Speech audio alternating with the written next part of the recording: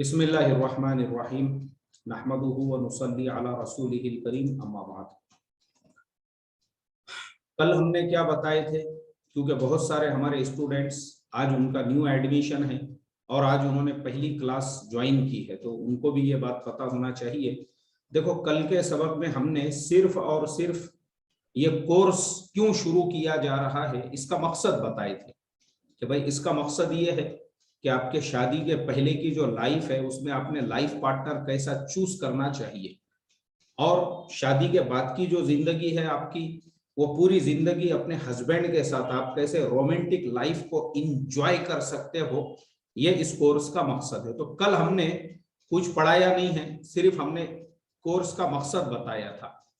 पढ़ाई हमारी आज से शुरू होने वाली है। आज हमारा पहला लेसन रहेगा जो हम आपको बहुत सारी हमारे पास में अलग अलग जो किताबें हैं वो किताबों में से हम आपको फाइंड आउट करके पढ़ाएंगे इंशाल्लाह, क्योंकि ये सिलेबस हमने इसको डिजाइन किया हुआ है बाकायदा और अलग अलग किताबों में से हम वो पढ़ाते हैं।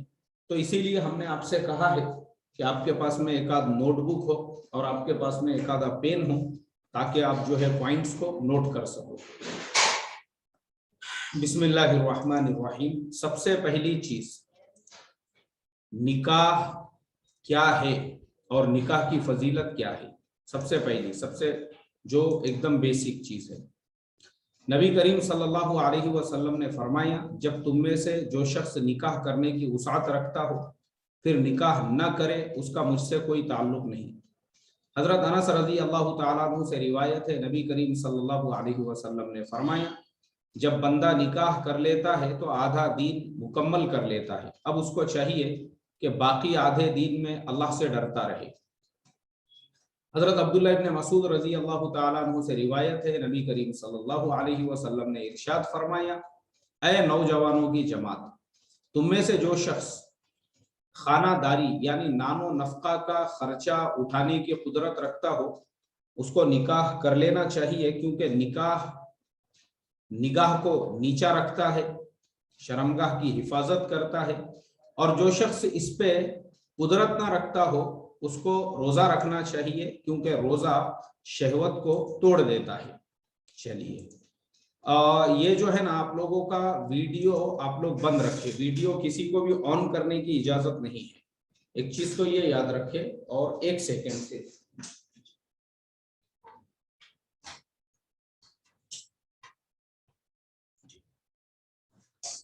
हाँ, वीडियो कोई भी अपना ऑन ना रखे। वीडियो ऑन रखने की किसी को भी हमारी तरफ से जो है इजाजत नहीं है। इस चीज का आप लोग थोड़ा सा ख्याल रखो। तो अभी हमने 3 हदीसें आपको सुनाई है, अल्लाह के नबी सल्लल्लाहु अलैहि वसल्लम की 3 हदीसें अभी हमने आपको पढ़ के सुनाई। पहली हदीस में अल्लाह के नबी ने फरमाया कि जो निकाह ना करे उसका मेरे से कोई ताल्लुक नहीं है। दूसरी हदीस में फरमाया, जो निकाह कर लेता है उसका आधा दीन मुकम्मल हो जाता है और आधे में उसे अल्लाह से डरना चाहिए। और तीसरी हदीस में अल्लाह के नबी ने फरमाया, ए नौजवानों की जमात, तुम में से जो निकाह कर सकता हो बिल्कुल उसने निकाह कर लेना चाहिए, क्योंकि निकाह करने से आंखें जो है ना वो नीची हो जाती है और इंसान के की शर्मगाह, शर्मगाह उसे कहते हैं बॉडी के जो वो पार्ट्स है जो जिसे हम लोग यानी आदमी के जो है शर्मगाह की हिफाजत रहती है। और जो आदमी निकाह पे कुदरत ना रखता हो उसको रोजा रखना चाहिए, क्योंकि रोजे से शहवत टूट जाती है। ये 3 हदीसें हमने आपको पढ़कर सुनाई है। अब ये तीनों जो हदीसें है, वीडियो ऑन ना करे, वीडियो कोई भी स्टूडेंट हमारा ऑन ना करे, वीडियो सबका बंद होना चाहिए। बाकी ऑडियो जो है वो ऑलरेडी हमारे तरफ से सब लोगों का म्यूट किया हुआ है, ऑडियो को हम म्यूट कर सकते हैं, वीडियो आप लोग अपनी तरफ से ही ऑन ना करें, इस चीज का ख्याल रखें। चलिए, तो अभी ये तीनों जो हदीसें हमने आपको पढ़कर सुनाई हैं, इन तीनों हदीसों का मतलब यही है कि निकाह कर लेना चाहिए। निकाह से एक तो दीन मुकम्मल होता है, ईमान मुकम्मल होता है और इंसान की नजर नीचे रहती है। नीचे का मतलब क्या है? जब आदमी निकाह करता है उसके लाइफ पार्टनर के साथ में अपनी लाइफ को जब वो इंजॉय करता है, सही से अपनी लाइफ का मजा लेता है, तो उसके बाद उसकी नजर बाहर किसी के ऊपर नहीं पड़ती है, चाहे वो मेल हो या फीमेल हो। अगर वो मेल है और अपनी वाइफ को पूरी तरह से सेटिस्फाइड कर रहा है तो उसकी वाइफ की कभी भी किसी दूसरे मर्द पे नजर नहीं पड़ेगी। ऐसे ही अगर वो मेल है और उसकी वाइफ जो है उसके साथ में पूरे हुकूक अदा कर रही है और उसको उसकी लाइफ को पूरे तरह से इंजॉयमेंट करा रही है और दोनों एक दूसरे से जो है पूरी तरह से अपनी जिंदगी को गुजार रहे हैं, तो फिर वो मर्द की भी कभी भी किसी रास्ता चलते से, रोड से चलते से पे नजर नहीं पड़ेगी। आप लोगों ने देखे होंगे ना, अक्सर जो मर्द दूसरा निकाह कर लेते हैं या अक्सर औरतें जो इस तरह से जो है क्या कहेंगे उसे, शादी होने के बावजूद में भी 2 बच्चे होने के बाद बोले पड़ोसी के साथ में भाग गई और जो है इस तरह के लपड़े लोचे जो चलते रहते, वो सिर्फ इस वजह से क्योंकि हस्बैंड जिस तरीके से उसको संभाल के रखना चाहिए और जिस तरह से अपनी लाइफ को एंजॉय करना चाहिए था उन्होंने नहीं किया, इसलिए ये सारी चीजें होती है। वरना निकाह तो ऐसी चीज है कि निकाह होने के बाद में आदमी का दीन मुकम्मल होता है, यानी उसका जो मेंटली जो है ना, वो मेंटली भी पूरी तरह से पीसफुल हो जाता है और हर तरह से हर लाइन उसकी पूरी तरह से सेट हो जाती है। तो अल्लाह के नबी ने यही फरमाए और फरमाया अगर नहीं कर सकते हो तो फिर रोजा रखो, इसलिए कि जितने ज्यादा रोजे रखोगे तो रोजे की वजह से अंदर की जो शहवत है वो पूरी तरह से खत्म हो जाएगी। अब चलिए, ये जो तीनों हदीसें हमने पढ़े हैं, ये तीनों हदीसों का अब हम आपको खुलासा पढ़कर सुनाते हैं। नबी करीम सल्लल्लाहु अलैहि वसल्लम ने फरमाया, मोहताज है वो मर्द जिसकी बीवी ना हो। लोगों ने अर्ज किया अगरचे बहुत माल वाला हो तब भी वो मोहताज है? आपने फरमाया हाँ, अगरचे बहुत माल वाला हो फिर भी वो मोहताज है। फिर फरमाया मोहताज है वो औरत जिसका शोहर ना हो। लोगों ने कहा अगरचे बहुत मालदार हो तब भी वो मोहताज है? आपने फरमाया हाँ, अगरचे वो बहुत मालदार हो। अब देखो ये जो हदीस है, चलिए अब हम आपको जो है इस हदीस का भी थोड़ा सा खुलासा करके बताते हैं। अल्लाह के नबी ने 3 मर्तबा ऐसे मर्द को मोहताज कहा जिसके पास सब कुछ है। जैसे हमारे आज के जमाने में भी, जैसे मैं आपको मिसाल देता हूँ, सुशांत सिंह राजपूत जो बहुत बड़े फिल्म एक्टर थे बॉलीवुड के, और पिछले साल उन्होंने सुसाइड किया। उसका रीजन क्या? What is the reason of the suicide of Sushant Singh Rajput? Why he had committed suicide? Sushant Singh Rajput ने क्यों खुदकुशी की, क्यों उसने अपने हाथों से अपनी जान ले ली? सिर्फ और सिर्फ इस वजह से कि उसके पास में जो है अच्छी कारें थी, उसके पास में 10 करोड़ का बंगला था, उसके पास में जो है बेहतरीन तरीके से लाइफ स्टाइल था, सब कुछ था सुशांत सिंह राजपूत के पास, लेकिन उसका जो दिल है ना, दिल वो बेचैन था। हार्ट जो था उसका, हार्ट वो पीसलेस था और उसके दिल को जो है ना वो पीस की तलाश थी। इसीलिए पीस की तलाश में उसने क्या किया? पीस की तलाश में जो उसकी सेक्रेटरी थी, उसने सोचा कि हाँ है ये लो, उसने सोचा कि मैं उसके साथ में ये लो, उसने सोचा कि मैं अपनी सेक्रेटरी के साथ में जो है शायद अपनी लाइफ को आगे बढ़ा सकूं, लेकिन नहीं बढ़ा सका। वो उसने खुद ने सुसाइड कर ली। उसके बाद में वो रिया चक्रवर्ती के साथ में उसने सोचा कि शायद मैं उसके साथ में अपनी लाइफ को आगे बढ़ाऊं, लेकिन उसके साथ में भी जो है मसले मसाइल पैदा हुए, मेंटली टेंशन में आ गया। तो पता ये चला 10 करोड़ का फ्लैट था, उसने 1 करोड़ रुपए की तो दूरबीन खरीदा था चांद के ऊपर देखने के लिए। जो है उसने इस तरीके के जो बहुत सारे जो गैजेट्स थे उसके पास में, ऐसे उसने महंगे महंगे खरीदे हुआ था, सब कुछ था उसके पास। दुनिया की जो एकदम टॉप ब्रांड की जो गाड़ियां होती है, कार्स होती है, वो उसके पार्किंग में खड़ी हुई थी। लेकिन जिस चीज की उसको कमी थी वो उसको थी सुकून की कमी, इत्मीनान की कमी। उसके लाइफ में अगर कोई चीज नहीं थी तो वो था पीस। तो अल्लाह के नबी ने 1450 साल पहले फरमाया, क्या फरमाया? मोहताज है मोहताज है वो इंसान, सब है उसके पास में, लेकिन अगर उसको सुख देने वाली एक बीवी नहीं है, प्यार करने वाली एक वाइफ नहीं है, एक उसकी अच्छी लाइफ पार्टनर नहीं है ना, तो फिर वैसे जिंदगी में कुछ फायदे का नहीं है। उसके पास में एक से बढ़कर एक कारें होकर, बेहतरीन तरीके का बंगला होकर और सारे इंस्ट्रूमेंट होकर, सब कुछ है उसके पास, लेकिन एक वाइफ नहीं होने की वजह से वो आदमी मेंटली पेशेंट बन गया और उसने सुसाइड अटेम्प्ट कर दिया। क्योंकि उसने दोनों को प्रपोज किया था, उसकी सेक्रेटरी को प्रपोज किया तो सेक्रेटरी ने इनकार कर दी। उसके बाद में रिया चक्रवर्ती को प्रपोज किया तो रिया चक्रवर्ती ने भी जो है उससे शादी करने से इनकार कर दी। अब दोनों ने भी जब इनकार कर दिए तो दोनों के इनकार करने के बाद में फिर क्या हो गया, फिर उसके बाद में जो बेचारा वो था बेमौत जो है उसका, यानी उसकी जिंदगी जो है, उसकी जिंदगी ने उसके साथ में ये नहीं की, वफादारी नहीं की।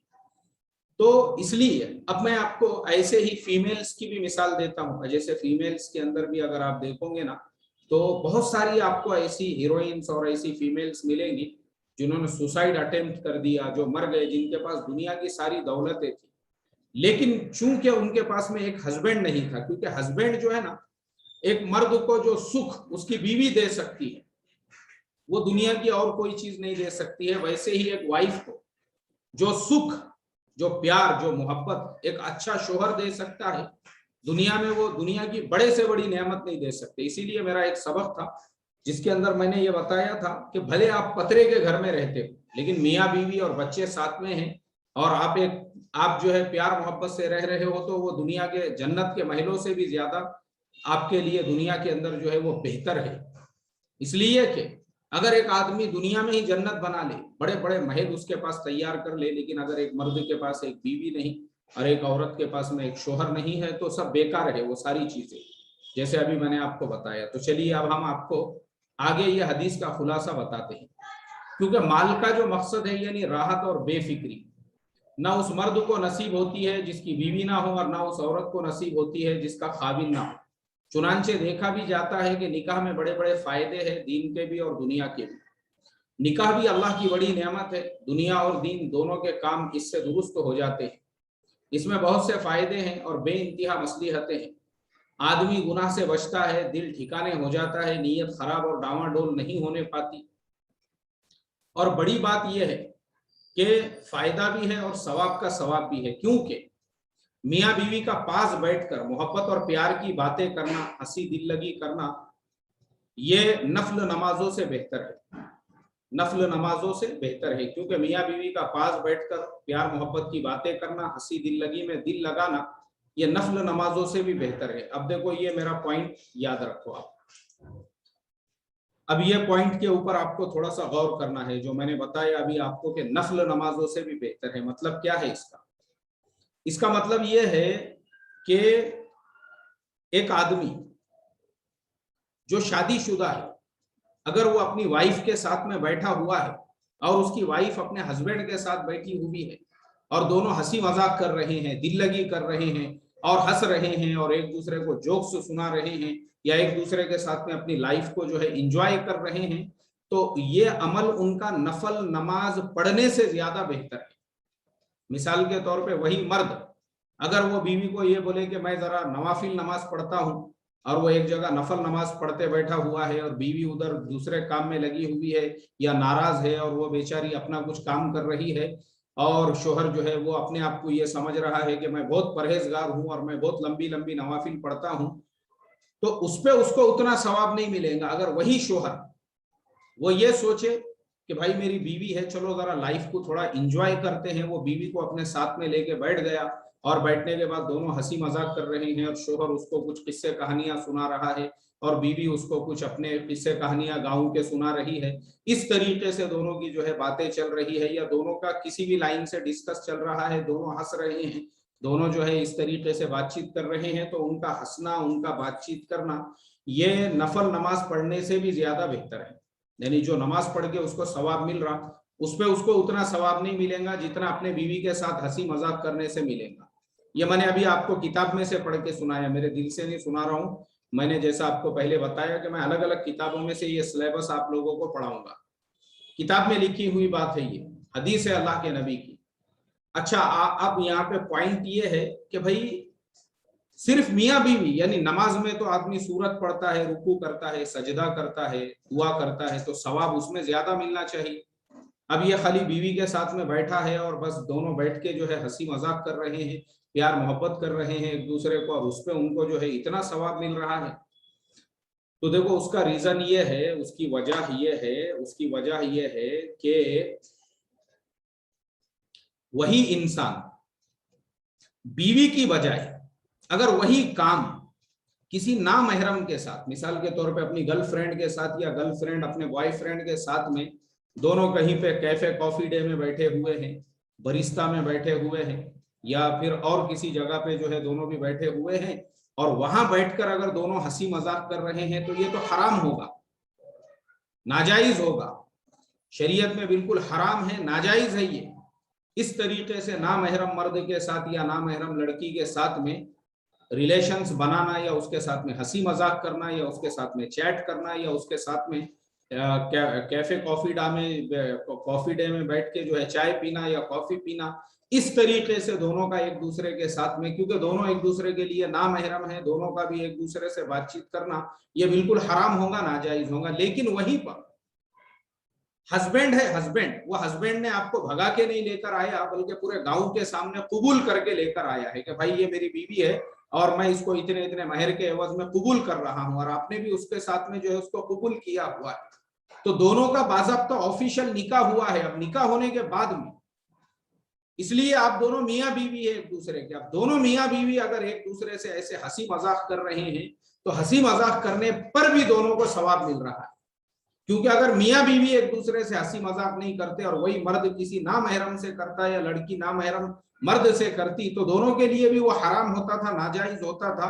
तो पता चला दोनों भी हराम से बच गए, दोनों भी नाजायज से बच गए, और जायज जगह पे दोनों ने भी जो है अपने हंसी मजाक को पूरा किया और अपने जो है रिलेशंस को वो ये मेंटेन कर रहे हैं। तो अब आपके लिए वो चीज बिल्कुल हलाल हो गई, वो बिल्कुल जायज हो गई, वो चीज आपके लिए बिल्कुल भी जो है अब आपके लिए सवाब का वो जरिया बन गई। तो ये इस हदीस का खुलासा है। आगे और लिखा है, आगे लिखा हुआ है, नबी करीम सल्लल्लाहु अलैहि वसल्लम ने फरमाया, ऐसी औरतों से निकाह करो जो ज्यादा बच्चे वाली हैं, यानी जिनको ज्यादा बच्चे होने की उम्मीद हो, ताकि तुम्हारे बच्चों के ज्यादा पैदाइश पर मैं दूसरी उम्मतों पर फख्र करूंगा कि मेरी उम्मत इतनी ज्यादा है। अब देखो, ये जो मसला है बच्चों के पैदाइश का, गवर्नमेंट का रूल एक अलग चीज है, लेकिन ऐसा जरूरी नहीं है कि आप जो है सिर्फ 2 ही बच्चे पैदा करो, बल्कि जितने आप पैदा कर सकते हैं। अल्लाह की जात पालने वाली है, अल्लाह की जात जो है परवरिश करने वाली है, अल्लाह तबारक व तआला निगहबान है। और एक हदीस है, अल्लाह के नबी ने एक सहाबी से फरमाया कि क्या तेरी बीवी है? उन्होंने कहा, अय अल्लाह के नबी, मेरी बीवी नहीं है। तो अल्लाह के नबी ने फरमाया, तू तो माल वाला है, तू तो उसात वाला है। उन्होंने अर्ज किया, हाँ अल्लाह के नबी, मेरे पास माल भी है, उसात भी है। आपने फरमाया, अगर तू इस हालत में मर जाएगा तो शैतान के भाइयों में से होगा, अगर तू नसारा में से होता तो उनका राहिब होता। बेशक निकाह करना हमारा तरीका है, तुम में से बदतर वो लोग हैं जो बेनिकाह हैं, और मरने वालों में सबसे बदतर वो है जो बगैर शादी के मर जाते हैं। क्या तुम शैतान से लगाव रखते हो कि शैतान के पास औरतों से ज्यादा कोई हथियार नहीं है जो, हाँ अब देखिए यहाँ पे, जो सालिहीन दीनदारों के लिए कारगर हो। अब देखो ये भी जो है ना, अब ये जो हदीस आखिरी में मैंने पढ़ा हूँ, इसमें अल्लाह के नबी ने एक सहाबी से कहा कि जब उनसे पूछा कि तुमने निकाह क्यों नहीं किया, बोले अल्लाह के नबी मेरे पास बीवी नहीं है, जबकि माल है, सारी चीजें। अल्लाह के नबी ने फरमाया कि जब तक तुम निकाह नहीं करोगे तो तुम ऐसे हो जैसे शैतान के भाइयों में से हो। अगर तुम नसारा में से होते तो उनके राहिब होते, ये अल्लाह के नबी ने फरमाया। तो पता ये चला कि जब हम फाइनेंशियल कंडीशन हमारी ऐसी है जिसमें हम एक बीवी को रख सकते हैं और उसके साथ जिंदगी गुजार सकते हैं, तो बिल्कुल आदमी ने फौरन निकाह करना चाहिए। ये नहीं है कि एक नौजवान ने, मैंने कल के सबक में बताया था, बहुत से स्टूडेंट्स नहीं थे, एक नौजवान ने, उसने जो है कम से कम 50 से ज्यादा रिश्ते देखा, उसको लड़की ही पसंद नहीं आ रही, 50 से ज्यादा, इंडिया का कोई शहर नहीं छोड़ा, आखिरी में दुबई जाके आया, कतर जाके आया, और उसकी उम्र तकरीबन 45 ईयर्स हो गई, और यहाँ आया मेरे पास, यहाँ आके बैठा वो और कहने लगा, मौलाना साहब मेरे को कोई वजीफा दे दो, मेरा निकाह ही नहीं हो रहा है, मेरे अभी तक 50-55 जगह पे मैंने देख के आया। तो मैंने उसको करीब बुलाया और उसका सर जो है पूरा टकला हो चुका था, उसके सिर पे हाथ फिरा मैंने ऐसा, और उसके टकले पे हाथ फिरा के मैं बोला, जब शादी करने की उम्र थी जब क्यों नहीं करे? अब 45 साल तक एज हो गई, लड़की ही पसंद नहीं आ रही उसको, अब पूरा टकला हो चुका है, अब सब रवानगी के आदाब हो चुके हैं बालों के। अब तो मैं बोला किसी ना किसी बेवा से या किसी ना किसी अब जो है बड़ी उम्र की औरत से ही निकाह करना पड़ेगा, अब खत्म हो गया, मैं बोला अब तुम एक्सपायरी डेट में चले गए। तो ऐसा भी मत करो। अल्लाह के नबी ने वो जो सहाबी से फरमाया ना कि निकाह करो, ऐसा ना हो कि तुम शैतान के भाई हो जाओ। तो इसके लिए आज के सबक का खुलासा यही है कि निकाह के जो फजाइल है कि इस्लाम में निकाह क्यों है, इतनी अहमियत क्यों है, इसलिए है कि यही निकाह की वजह से हमारे खानदान महफूज है। जो आज हम अपने नामों के आगे लगाते हैं ना, मैं पठान हूं, मैं सैयद हूं, मैं शेख हूं, और मैं जागीरदार हूं, और मैं जमींदार हूं, और मैं इनामदार हूं, और मैं जो है फुलाने बिरादरी का हूं, और मैं फुलाने बिरादरी का। तो ये हमारी बिरादरियां किस वजह से महफूज है? ये सिर्फ निकाह की बरकत से महफूज है। तो इसलिए आज हमने निकाह के फजीलत को सुना। अब इंशाअल्लाह इसके आगे का सबक हमारा कल बयान होगा। अब अगर किसी का कोई सवाल है तो वो व्हाट्सएप पे मुझे मैसेज करेगा, आप मुझे व्हाट्सएप पे मैसेज करोगे और मैं यहां से आपको जवाब दूंगा इंशाअल्लाह। व्हाट्सएप पे आप मुझे अपना सवाल मैसेज कीजिए। चलिए, if anybody has any question, so no problem, you should be ask me.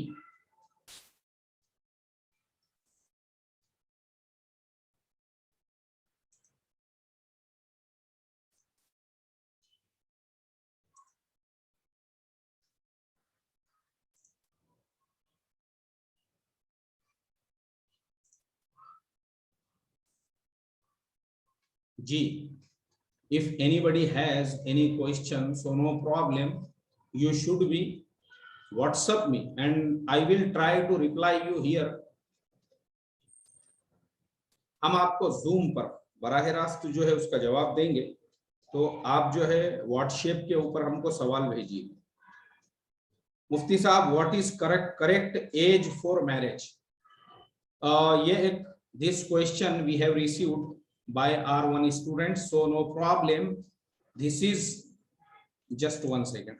Yeah, so which age is correct for marriage or which time is correct? So this is one subject of our lesson, so it will become, so kindly wait inshallah.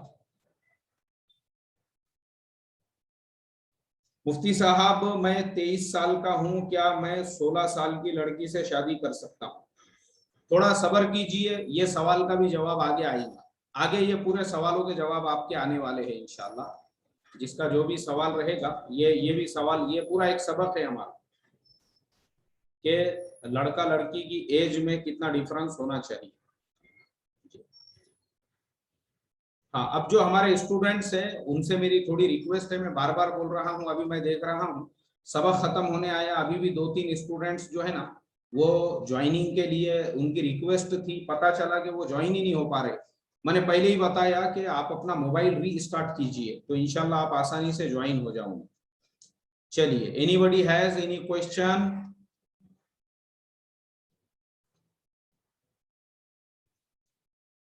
या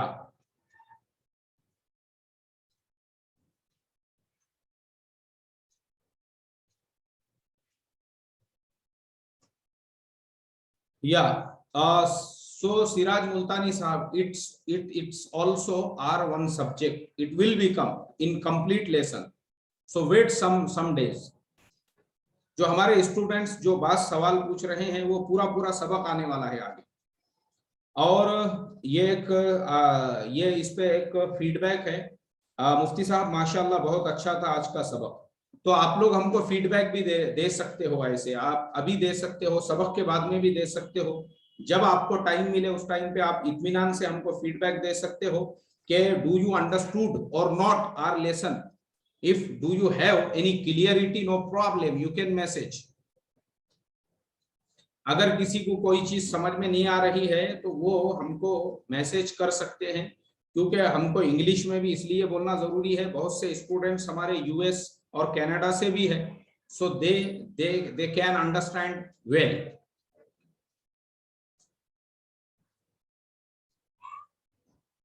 शादी से पहले और मंगनी के बाद fiance से मिलना जायज है या नहीं? बिल्कुल जायज नहीं है। मिलना तो बहुत दूर की बात है, व्हाट्सएप पे चैट भी नहीं करना चाहिए। ये एक ऐसा क्वेश्चन है, इस पे हमारा 2 दिन दो सबक है इसके ऊपर, वो कंप्लीट आएंगे इंशाल्लाह। वो हम आपको जो है अच्छे तरह से एक्सप्लेन करके बताएंगे इसके नुकसानात क्या क्या है और कैसे रिश्ते इससे टूट जाते हैं। एक स्टूडेंट ऑलरेडी हमारे पास पढ़ रही है जो एडवांस कोर्स में है, यानी आप लोग फाउंडेशन में है, वह दूसरे महीने के कोर्स में है वो स्टूडेंट। उसका रिश्ता सिर्फ इसी वजह से टूटा कि मंगनी हो चुकी थी और उसका जो फियंसे था उसके साथ में दोनों की आपस में चैट चल रही थी, उसी में लड़ाई झगड़े हो गए, उसी में रिश्ता टूट गया उनका। जो शायर ने कहा है ना, बाहर आने से पहले खिजा चली आई, इस तरह से जो है मसला हो गया बेचारे का, अल्लाह रहम करे। इसीलिए ये एक पूरा हमारा टॉपिक है, ये आगे आएगा। हाँ हाँ, रिकॉर्डिंग किसी को भी नहीं, यहाँ पे रिकॉर्डिंग का कोई ऑप्शन ही नहीं है। जो है आपको क्लास ज्वाइन करना पड़ेगी, रिकॉर्डिंग ही देने का रहता था तो मुझे क्लास लेने की जरूरत ही नहीं पड़ती थी। रोजाना आपको ज्वाइन करना पड़ेगा और आपको अपना नेटवर्क चेक करना पड़ेगा। मेरे पास में वाईफाई लगा हुआ है और मैं उम्मीद करता हूं आप लोगों को अच्छे तरह से जो है मेरा सबक समझ में आया हुआ होगा।